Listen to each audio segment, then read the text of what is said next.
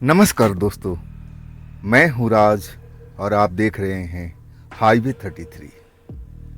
तो चलें दोस्तों, आज की कहानी के सफ़र पर। दोस्तों, आज की कहानी जो मैं आपको सुनाने जा रहा हूँ ना, एक टैक्सी ड्राइवर की है, कैब ड्राइवर की है, जिनका नाम है राकेश। राजस्थान के रहने वाले हैं। ये जो घटना उनके साथ में घटी थी ना, साल था 2004 का। तो आइए चलते हैं आज की राकेश जी की इस कहानी में, जानने की कोशिश करते हैं कि आखिर राकेश जी के साथ में ऐसा क्या घटा था। दोस्तों, ये कहानी है 2004 की। राकेश जी एक नौजवान थे, यंग थे, ड्राइवर थे, लेकिन अभी शादी ब्याह के चक्कर में पड़े नहीं थे। उनका बस इरादा था कि बस अपने लिए कोई एक नई टैक्सी खरीद लूं और फिर मैं शादी ब्याह का अब देख लूंगा। लेकिन उसके लिए पैसा चाहिए था।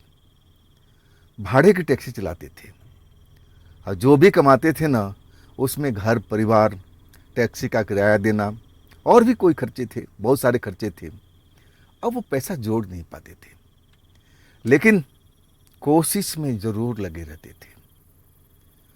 कहते हैं ना कि कोशिश करने वाले को कभी हार नहीं होती, और इसी लाइन पर चल रहे थे राकेश जी। राकेश जी लगातार काम में अपना व्यस्त रहते, सुबह से लेकर के देर रात तक। कभी कभी तो अपने घर जाया करते थे रात को करीब 11 बजे, और सुबह 7 बजे 8 बजे काम पर निकल जाते थे। ऐसे ही एक दिन अपने काम पर निकलते हैं और फिर अपना जो भी सवारी मिलता है इधर से उधर घुमाने का, फिराने का, पहुंचाने का, जो टैक्सी ड्राइवर करते हैं, अपने काम में जुट जाते हैं। शाम होता है ना, तो थोड़ा थकावट हो जाती है। एक जगह पर अब पेड़ के नीचे खाली स्थान था, वहाँ पर अपन टैक्सी रोक देते हैं। मन थोड़ा अजीब अजीब सा हुआ पड़ा था, भारी भारी सा हो रहा था। तो सोचे कि चलो 10 मिनट आधा घंटा आराम कर लेता हूँ और इसके बाद तबीयत सही हो जाएगी। उस पेड़ के नीचे टैक्सी खड़ा करने के बाद में झपकी आ जाती है। झपकी जब टूटती है, जब उनको कोई आवाज़ दे रहा है, दरवाजे पर दस्तक दे रहा है, खिड़की पर दस्तक दे रहा है। नींद खुलती है तो देखते हैं बाहर अब अंधेरा ही अंधेरा है, मतलब रात हो चुकी है। मतलब ज़्यादा देर तक वो नींद में सो गए थे। लेकिन आवाज़ कौन दे रहा था? देखते हैं कि एक औरत है। औरत को देख करके अब समझ में नहीं आता कि आखिर ये रास्ता भटक गई है या फिर कोई सवारी है। खिड़की खोलते हैं आंख मलते हुए, अतः वो लड़की कहती है, औरत कहती है कि आपकी टैक्सी खाली है? कहते हैं हाँ हाँ बिल्कुल खाली है जी, कहाँ चल रहा है? तब कहती है कि मुझे अभी शहर में घूमना है। अब तो यही तो काम करते थे राकेश जी। एकदम खुश हो जाते हैं और कहते हैं कि आप बैठ जाइए। वो पिछली सीट पर नहीं बैठती है, ड्राइवर के बगल वाली सीट होती है, वहाँ पर औरत बैठ जाती है। देखने में सुंदर, स्मार्ट, लेकिन लग रही थी कि शादीशुदा है। राकेश जी की पारखी नज़रें परख चुकी थी कि ये कुंवारी लड़की नहीं है, ये शादीशुदा है। और राकेश जी के आसपास की उसकी उम्र थी। राकेश जी अब ऐसे सवारी तो बहुत सारी मिलती थी, लेकिन कभी भी किसी औरत पर, किसी लड़की पर कभी भी कोई दृष्टि कभी डाली नहीं। अपने आप में मस्त रहते थे। सवारी को एक तरह से अब वही दर्जा देते थे मेहमान का। कभी भी ऐसी नज़र से उन्होंने देखा तक नहीं था। अब वो लड़की, औरत जो थी, बताने लगी कि पहले आप मुझे वहाँ घुमाओ, वहाँ जाने के बाद में अब यहाँ नहीं, अब और आगे चलो। मतलब लड़की उनको 12 बजे रात तक घुमाती रही। अब एक तरह से संदेह होता था मन में राकेश जी को कि इसके साथ में कोई जेंट्स नहीं है। मैं पूछूं कि तुम शादीशुदा हो या क्या हो, तुम्हारे साथ में और कोई क्यों नहीं है? तब राकेश जी धीमे स्वर में पूछते हैं कि मैडम जी, रात के 12 बज चुका है और आपके साथ में कोई है नहीं, आप कहाँ रहती हो, किसी होटल में रुकी हो, धर्मशाला में रुकी हो, या फिर आपका आसपास में घर है, गांव है। तब औरत हंस के कहती है, आप चिंता मत करो, मेरी तो चिंता फिक्र आप बिल्कुल मत करो। मुझे कोई डर नहीं है, मैं किसी से डरती नहीं हूँ। मैं शादीशुदा हूँ, लेकिन पति मेरे साथ में नहीं रहता है। अब एक तरह से राकेश जी का मुंह बंद हो जाता है जब वो औरत अब खुले शब्दों में बोलती है कि मैं किसी से डरती नहीं हूँ, आप मेरे बारे में चिंता मत करो। तो राकेश जी चुप हो जाते हैं, कहते हैं भाई कमाल की औरत है। और तब खुद ही बोलती है कि मैं जहाँ भी रहती हूँ ना, मैं सुख से रहती हूँ, सुखी से रहती हूँ। मेरा पति मेरे साथ में नहीं रहता, नहीं तो मैं बहुत पहले परेशान रहा करती थी। अब मैं आज़ाद हूँ, आज़ादी महसूस करती हूँ। अब इसके बाद ड्राइवर से पूछती है राकेश जी से, अरे भैया कुछ खाते पीते भी हो? राकेश जी पीते थे ज़रूर, लेकिन ड्राइवरी करते टाइम में बिल्कुल नहीं। कहने लगे नहीं मैडम, बिल्कुल नहीं, मैं ड्राइविंग करते टाइम कभी भी ड्रिंक नहीं लेता। तब वो औरत कहने लगी कि मैं कहाँ बोल रही हूँ कि ड्राइविंग करते हुए तुम ड्रिंक लो, चलो मैं एक जगह पर ले चलती हूँ। अब राकेश जी हैरान थे, कहने लगे मैडम आपको जाना कहाँ है, मुझे अपना घर भी लौटना है। तब औरत मुस्कुरा के कहने लगी, अरे मुझसे डर रहे हो? जब मैं औरत होकर के मैं तुमसे नहीं डर रही, तो तुम मेरे से क्यों डर रहे हो? क्या मैं तुम्हें अब एक तरह से कोई परेशानी करूँगी? मैं तुम्हारा अब एक सवारी हूँ, तो मेरी बात नहीं मानोगे क्या? राकेश जी सोचने लगे और तब मना करने लगे कि देखिए आप अपना घर बता दीजिए, होटल बता दीजिए, धर्मशाला बता दीजिए, रात काफ़ी हो चुकी है, मैं आपको सही सलामत छोड़ करके अपना घर चले जाऊंगा। कल आप कहेंगी तो मैं आपको लेने के लिए आ जाऊंगा। लड़की कहने लगी कि अभी क्या हुआ है, अभी कौन सा? अब एक तरह से लड़की उनको दबाव बनाने लगी कि देखो मेरे साथ में रहोगे ना, मैं तुम्हें ज़्यादा पैसा दूंगी। पैसा के नोट निकाल करके अब राकेश जी को पकड़ाने लगे। कितना तुम्हारा किराया हुआ? मैं 3 गुना दे रही हूँ, 4 गुना दे रही हूँ, लेकिन मुझे रात भर घूमना है। मैं ऐसी औरतों में से नहीं हूँ कि मैं डर करके घर में बैठी रहती हूँ। मैं रात भर घूमना चाहती हूँ, आनंद लेना चाहती हूँ।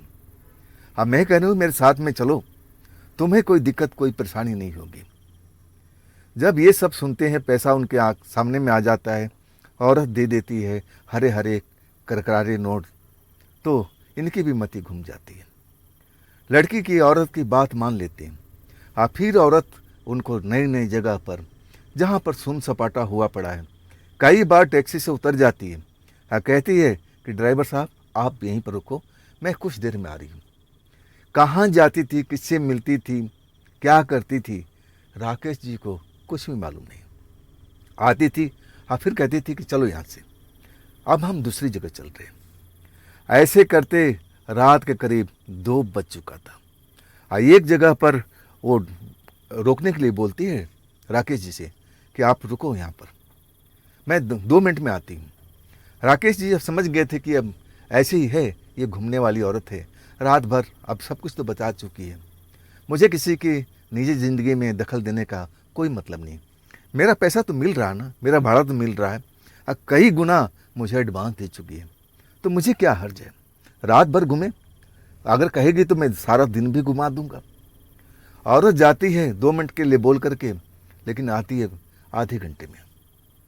कहती है आकर के राकेश जी से कि ड्राइवर साहब अगर आप बुरा ना मानो तो मैं थोड़ा आराम करना चाहती हूँ, और सुनो आप भी चलो, आप भी आराम कर लो, फिर हम सुबह में कहीं और चलेंगे, मैं आपको आप खुश रखूँगी, पैसा ज़्यादा दूंगी।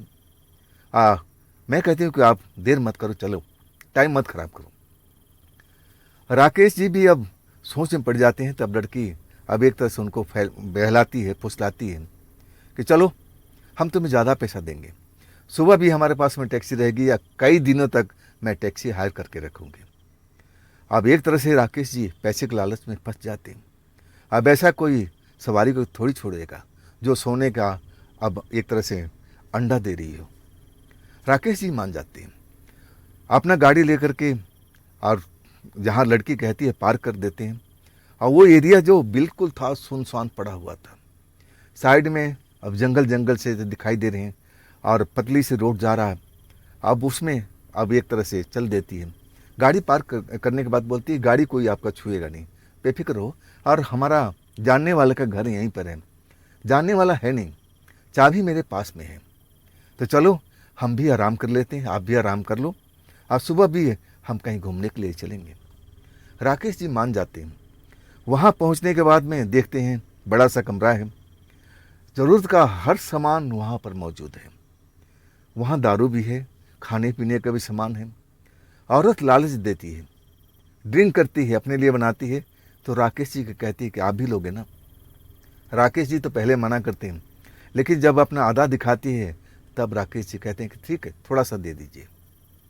अब थोड़ा थोड़ा करने के बाद में राकेश जी को ज़्यादा ड्रिंक पिला देती है, खुद भी ड्रिंक पीती है, लेकिन अपने होशो हवास में वो है, लेकिन सुरूर तो अब ड्राइवर साहब राकेश जी को चढ़ गया था। इसके बाद उनको कुछ नहीं मालूम कि कब वो गहरी नींद में सो गए कि नशे में धूत हो गए। जब सुबह वो उनकी आँख खुलती है ना, तो अपने आप को अपनी गाड़ी में पाते हैं, पिछली सीट पर आराम से लेटे हुए हैं। लड़की का औरत का आता पता नहीं है। अब जैसे नींद खुलती है, सारा रात की बातें ध्यान में आने लगती कि भाई औरत तो मुझे इसी साइड में किसी घर में लेके गई थी, क्या मैं ज़्यादा नशे में हो गया था। अपने मन के उलझन को सुलझाने लगे, लेकिन उनको कुछ याद ही नहीं था। हो सकता है कि मैं नशे में हूँ, कोई उस औरत से कोई बदतमीजी तो नहीं कर दिया मैं नशे में होने के कारण से, क्या औरत मुझे यहाँ तक छोड़ गई है। उस घर तक जरूर पहुँचते हैं, घर दिखाई देता है, लेकिन घर में ताला बंद होता है। लौट आते हैं, औरत का कोई आता पता नहीं है और उस घर में कोई है भी नहीं। तो आखिरकार सोचते हैं कि चलो अब अपना घर चला जाए, शायद मैंने उस औरत से बदतमीजी कर दिया होगा, नशा चढ़ गया होगा, मैं कुछ गलत काम करने की कोशिश तो नहीं किया। मन ही मन में अब उनको गिलानी होती है। आप फिर अपने घर के लिए चल पड़ते हैं। अब आराम करने के बाद में दोपहर तक अपना सोते हैं और घर वाले को पैसा देते हैं कि देखो आज मेरी इतनी कमाई हुई है। घर वाले भी खुश हो जाते हैं। अब इसके बाद शाम के टाइम में अब सवारी के लिए चल पड़ते हैं। अब वैसे ही एक आध सवारी उनको मिल जाती है। जब एक स्थान पर जब उस औरत को देखते हैं, रात वाली औरत को, जो उनको टैक्सी रोकने के इशारा कर रही है, उसको देख करके मन में डर लग जाता है। ये तो रात वाली औरत है, कहीं मैं इसके साथ में बदतमीजी तो नहीं किया हूं ना। डर जाते हैं, लेकिन औरत बिल्कुल गाड़ी के सामने आके खड़ी हो जाती है।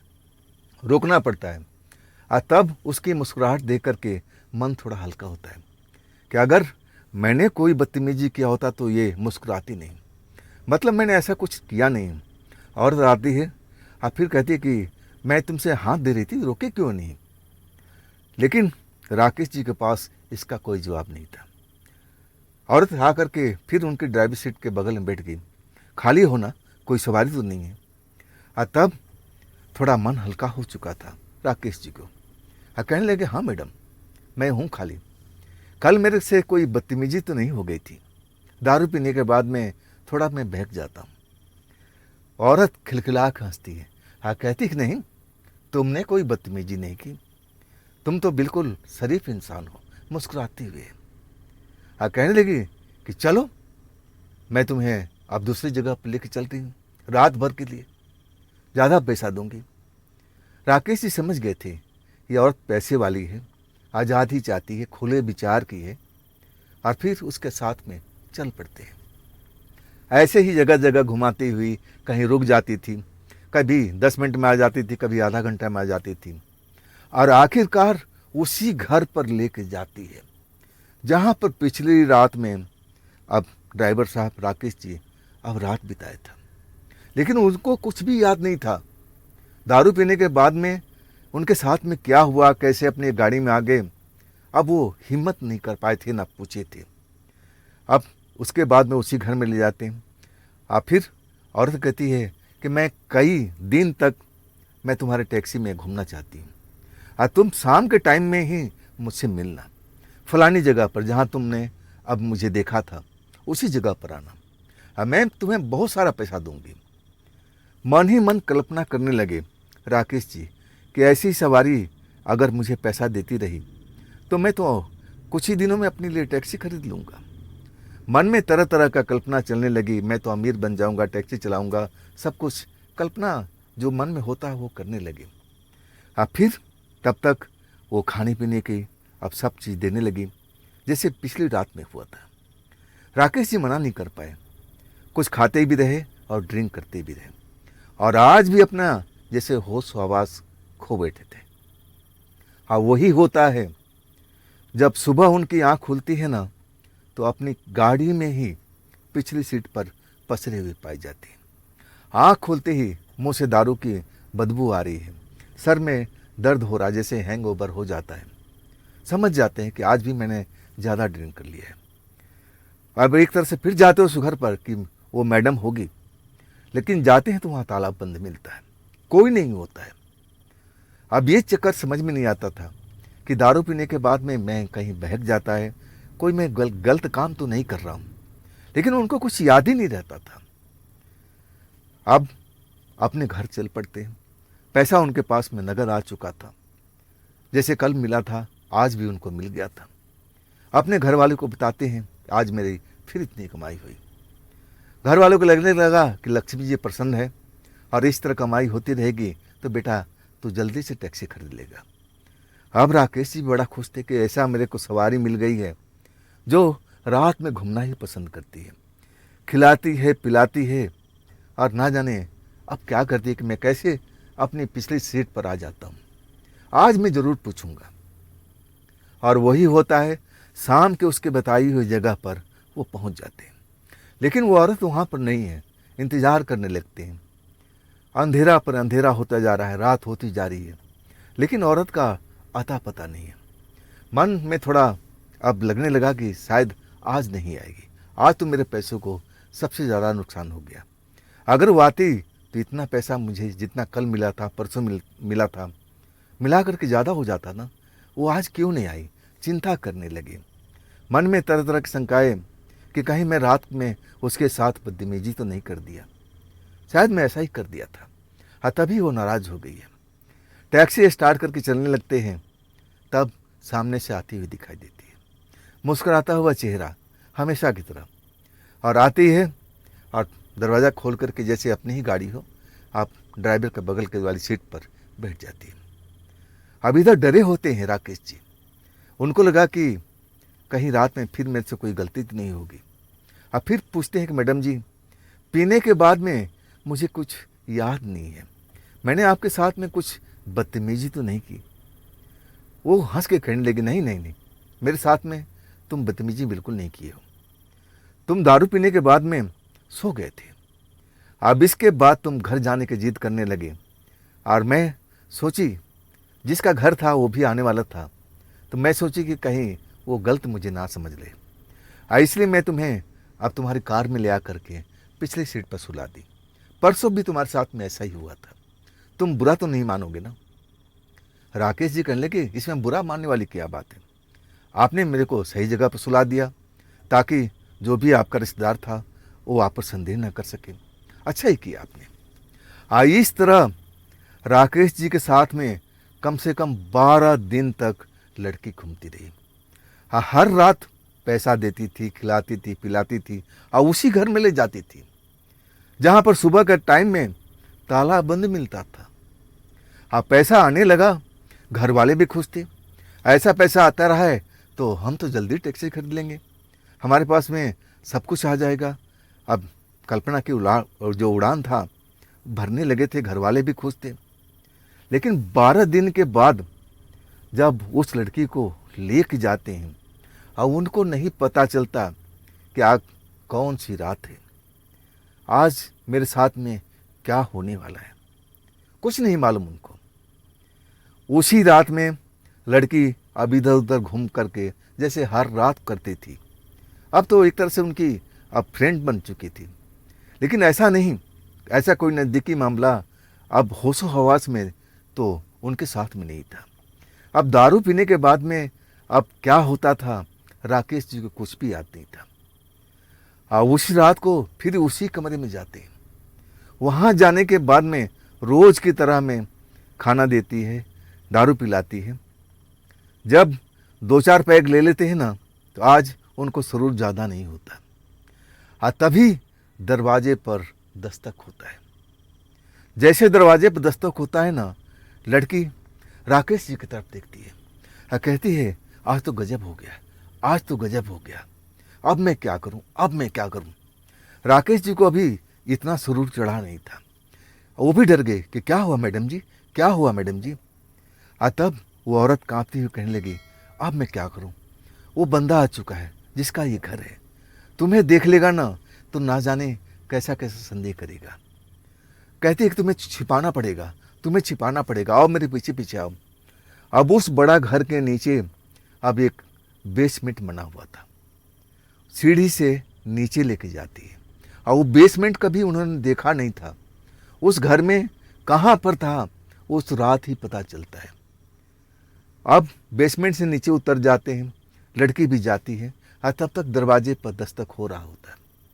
वहाँ पहुँचने के बाद में अंधेरा होता है और लड़की कहती है कि जब तक मैं आवाज़ ना दूँ तब तक तुम बाहर ऊपर मत आना। वो कुछ ही देर तक रहेगा और फिर चला जाएगा। अब राकेश जी अंधेरे में बेसमेंट में आ चुके हैं। वहाँ नमी भी है और कुछ मच्छर भी लग रहे हैं और नशा जो था ना, अब धीरे धीरे धीरे धीरे अब उन पर सवार हो रहा था। और तभी किसी ने उनको बाहों में भर लिया था। जैसे भरा ना, एक सड़न की बदबू आई थी। ऐसा लगा कि जैसे कोई सड़ा हुआ इंसान अब उनको बाहों में भर लिया हो, जिसके शरीर से इतनी तेज तेज बदबू आ रही थी। अब उनको बोलने में नहीं दे रहा था, ऐसा दबोच लिया था कि वो बस कांप के रह गए थे। समझ में नहीं आ रहा था कि ये कौन है, क्या हो गया मेरे साथ में। चीखने की कोशिश करते हैं, उस औरत को चीखने के बुलाने की कोशिश करते हैं, बुला नहीं पाते और लगने लगा कि अब वो जिंदा नहीं छोड़ेगा। अब ऐसा उनकी हालत हो चुका था, उनको ज़मीन पर गिरा करके उनके सीने पर सवार हो चुका था। और वो औरत था या मर्द था, अंधेरे में देख नहीं पाए थे। जब वो धकेलने की कोशिश करते हैं ना, तब उनको एहसास होता है ये तो औरत है, औरत है ये, इतनी शक्तिशाली कैसे हो सकती है, कहीं ये मैडम तो नहीं है। मन में ख्याल आता है। अब एक तरह से जिस पर जान पर आ गई हो, अपना बचाव तो करता ही है। और राकेश जी दुबले पतले इंसान नहीं थे, शक्तिशाली थे, पूरी ताकत लगाते हैं, लेकिन ताकत उनका फेल हो जाता है। उनको लगने लगता है कि ये क्या हो गया, अब मैं क्या जिंदा इस बेसमेंट से निकल नहीं पाऊंगा, क्या मेरी मौत यहीं पर हो जाएगी, मैं अपने परिवार में नहीं जा पाऊंगा। लेकिन कुछ भी कर लिए, लेकिन उस जो भी शख्स था, औरत जो भी थी, उससे पीछा नहीं छूट रहा था। वो औरत अब पहचान तो गए थे, लेकिन आवाज़ भारी भारी था, जैसे बहुत जो शक्तिशाली जानवर होता है, गुर्राता है, ऐसे आवाज़ आ रही थी। सीने पर सवार अब उनको उठने का मौका भी नहीं दे रही थी। तभी लग चुका था, राकेश जी को लग चुका था कि मैं गलत जगह पर हूँ, मैं गलत जगह पर हूँ, गलत इंसान के पास में हूँ। अब उनको लगने लगा कि अब मैं करूँ तो क्या करूँ, कहीं मैं भूत पिचास के चक्कर में तो नहीं पड़ गया हूँ, कहीं मैं बेसमेंट में आ गया हूँ, कहीं भूतनी वगैरह तो मुझे दबोच नहीं लिया है। मन में शंका सुबह तो जरूर थी, लेकिन कौन हो सकता है, अब वो जान नहीं पाए थे। तब उनको लगा कि ऐसे वक्त में अब उनके जो ड्राइवर भाई थे बताया करते थे कि कभी भूतिया चक्कर में पड़ जाओ, बालाजी का नाम लिया करो, हनुमान जी को पुकारा करो, हनुमान जी तुम्हारी मदद जरूर करेंगे, उनको दिल से याद करो और देखना तुम्हारा बचाव होगा। कभी मौका तो नहीं मिला था राकेश जी को, ऐसी कोई घटना उनके साथ में घटी थी नहीं, लेकिन आज उनकी ज़िंदगी पर आ पड़ी थी। मन ही मन बालाजी को ध्यान करते हैं, हनुमान जी से प्रार्थना करते कि हे प्रभु मेरी जान बचाइए, नहीं तो मैं अपने घर जा नहीं पाऊंगा, मैं अपने परिवार से मिल नहीं पाऊंगा, मेरा कसूर क्या है, आप मुझे बचा लीजिए प्रभु, बचा लीजिए। और उसी वक्त ऐसा लगने लगता है कि जैसे वो कमरा जो है ना हिल रहा हो। कुछ आवाज़ें ऐसी महसूस होने लगी थी। हाँ, वो जो भी औरत बैठी थी उनके सीने पर मारने की कोशिश, कुछ गलत करने की कोशिश कर रही थी, वो छोड़ करके अब हट जाती है। मौका मिलते ही अब सेकंडों नहीं लगाते, बेसमेंट से निकल के भागते हैं, बाहर निकलते हैं। आप पूरा कमरा में ढूंढने लगते हैं, मैडम जी आप कहाँ हो, मैडम जी कहाँ हो। लेकिन ना मैडम जी ना वहाँ पर कोई पुरुष था। कमरा वही था, सेम कुछ वही था। जब कुछ नहीं, कोई नहीं दिखाई देता है, हाँ, उनको लगने लगा कि हाँ रहना भी अब खतरे से खाली नहीं है। हाँ, तब वो दरवाज़ा खोलते हैं, लेकिन दरवाज़ा भी नहीं खुलता है। चिल्लाने लगते हैं, फिर भगवान का नाम लेते हैं, बालाजी को पुकारते हैं और हनुमान जी को अब याद करते हैं मन से। हाँ, तब जा कर के बड़ी जोर ताकत लगाते हैं। हाँ, तब वो दरवाज़ा खुल जाता है। जैसे वो दरवाज़ा सालों से खुला ना हो, जाम हो चुका हो। जब बाहर निकलते हैं ना, तब वो लंबी लंबी सांस लेते हैं, अपनी कार की तरफ भागते हैं। कार में भागने के बाद में वो मिनट नहीं गुजारते वहाँ पर। इसके बाद अपना घर की तरफ रवाना हो जाते हैं। वहाँ जाने के बाद पूरा परिवार को बताते हैं कि मेरे साथ में क्या क्या हुआ था। घर वाले एकदम दंग रह गए थे, तरह तरह की बातें कर रहे थे कि कोई भूतनी हो सकती, वो सवारी जो थी ना कोई डायन हो सकती, वही सवारी कोई प्रेतात्मा हो सकती, और आज अमावस की रात है, तो इन तीनों में से कोई भी हो सकती है। वो तुम्हारी जान लेना चाहती थी, इसीलिए तुम पर इतना खर्च कर रही थी। शायद इसीलिए कि तुम अमावस की रात को वो डरो नहीं, उसके साथ जो कहे तुम कर लो। इसीलिए तुम्हारे साथ में वो दोस्ती बना के रखी थी इतने दिनों तक, ताकि तुम संदेह ना कर सको। ये विचार जो था ना अब उनके परिवार का, उनके दिमाग में बैठ चुका था कि मेरे परिवार वाले सही कह रहे हैं। आज अमावस की रात थी और हमारे ड्राइवर भाई जो हैं बताया करते हैं कि अमावस की रात, ग्रहण की रात और कुछ और अन्य रातें हैं जो पूनम की रात हो गई, ये सब बहुत ही ताकतवर हो जाती हैं। अब इसके बाद कई दिनों तक जो राकेश जी थे ना घर से निकलते नहीं हैं, डरी हुई हालत में होते हैं। अब उनको बालाजी के मंदिर में ले जाते हैं, तब जाकर के उनका धीरे धीरे डर खत्म होता है। लेकिन इस काम में कम से कम 1.5 से 2 महीना का टाइम लग चुका था। इतना डरे होते थे ना कि रात में जब सोते थे ना, तब भी उनको लगता था कि वही औरत उनके सामने आकर खड़ी हो गई हो और उनको घूर रही हो बड़ी बड़ी आंखों से। वो सो भी नहीं पाते थे। लेकिन जब बालाजी के मंदिर ले के जाने लगे, आरती में भाग लेने लगे, तब जाकर के अब उन पर ये जो साया का असर था तब जाकर के कम हुआ था। उसके बाद जो राकेश जी थे ना, रात के टाइम कोई भी अकेली सवारी औरत खास करके अपने कार में बिठाती नहीं है। तो दोस्तों, ये थी आज की कहानी राकेश जी की भेजी हुई राजस्थान से। तो कैसी लगी ये घटना, कैसी लगी ये कहानी, आप कमेंट में ज़रूर बताइएगा। दोस्तों, ये भी चैनल आप ही का है, तो इसको भी अपना प्यार दीजिए, लाइक कीजिए, सब्सक्राइब कीजिए, शेयर कीजिए अपने दोस्तों को। फिर हम मिलते हैं कल की रात इसी चैनल पर और इसी टाइम पर। नमस्कार।